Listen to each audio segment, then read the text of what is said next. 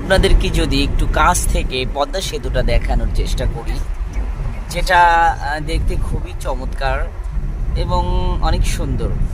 আমার ভাই যিনি ড্রাইভিং করছেন উনি আরও সুন্দর।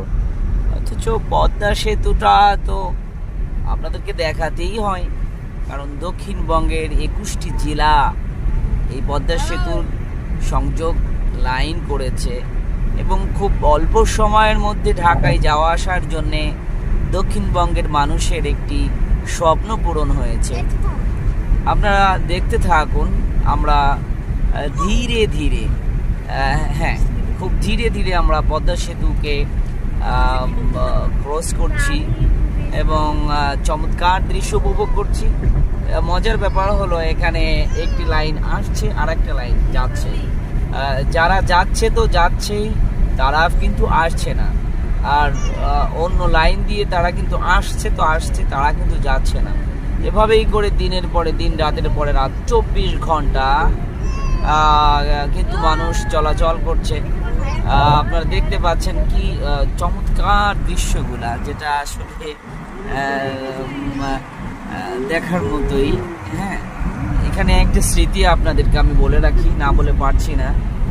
আমরা যখন পদ্মা সেতুর নিচ দিয়ে চলাফেরা করতাম, ঠিক এখন আমি যেখানে আছি আপনারা দেখছেন, এই 17 নম্বর প্লারে কিন্তু আমাদের ফেরিটা টাচ লেগেছিল।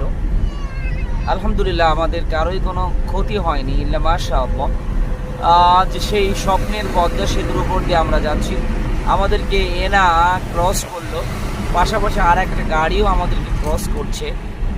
আমরা কিন্তু খুব ধীর সুস্থির সাথে, খুব ধীরে এবং নিরাপত্তার সাথে যাওয়ার চেষ্টা করছি এবং উপভোগ করছি আজকের এই পদ্মা সেতু, যেটা আসলেই দর্শকদের মন ভরিয়ে দেওয়ার মতো দৃশ্য, যেটা দেখলে আপনাদের আপনাদের আপনাদের আপনাদের আপনাদের ভালো লাগবে। তাহলে সাথেই থাকুন আর দেখতে থাকুন আমাদের এই সুন্দর পদ্মা সেতু।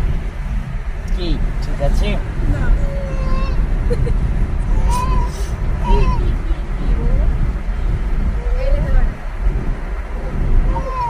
দর্শক, আপনি আর যা ভুলে যান না কেন, শেখ হাসিনার স্বপ্নের পদ্মা সেতু এটা কিন্তু ভুলে যাবার না। কারণ তিনি এত বেশি খরচ করেছে, একটা পদ্মা সেতুর টাকা দিয়ে 5টা পদ্মা সেতু করা যেত। যা হোক, তিনি যা করেছেন। আর যাই হোক না কেন, আমরা কিন্তু এখন তার স্বপ্নের